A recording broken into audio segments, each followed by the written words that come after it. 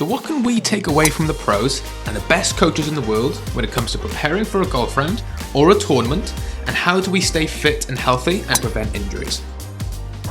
Now, when it actually comes to injury prevention, how do we have a big influence in making sure that we get through the 18 holes, prevent injuries, and actually feel good as we play? So often or not, when you look at the research in terms of how you warm up, 10 to 20 minutes is an optimal time. You don't need anything longer than that, because the more you do, the more you risk getting tired and simply fatiguing. So in my eyes, and what I see a lot of the best do, there's three main ways you prepare for a round of golf or a tournament.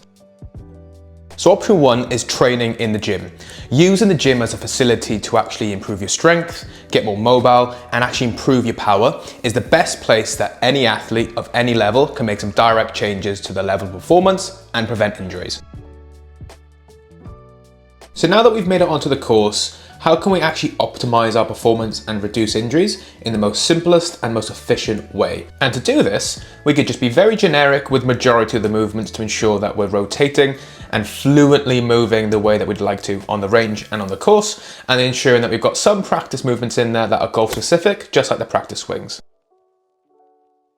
So now you've made it to the range, you've got your bag of balls, you've got your clubs, and you're ready to go. The majority of the golfers you'll see on the range will start from a wedge, to a short club, to a long iron, to a wood, and then potentially spend a lot more time on chipping and putting towards the end.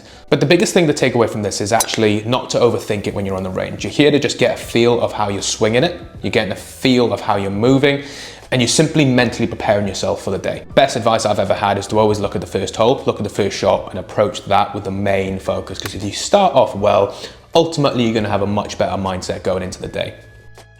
Because ultimately, golf is meant to be enjoyable. It's meant to be fun. And what we don't want is to pick up injuries, to not enjoy the whole day, to not enjoy the process of playing golf with your friends. And a good warm-up can just make that day a hell of a lot easier. So my advice is simple, and I can't imagine it's too different from the best coaches in the world to the best players in the world. Warm up efficiently, get comfortable, don't overthink it on the range, and make sure that you prepare well with your gym routine, with your warm-up routine before you actually get onto the range, and then when you're actually on the range with the golf balls. So to tie it all together, warming up doesn't have to be regimented. It could be simple, it could be flowing, and it doesn't have to take longer than 10 to 20 minutes.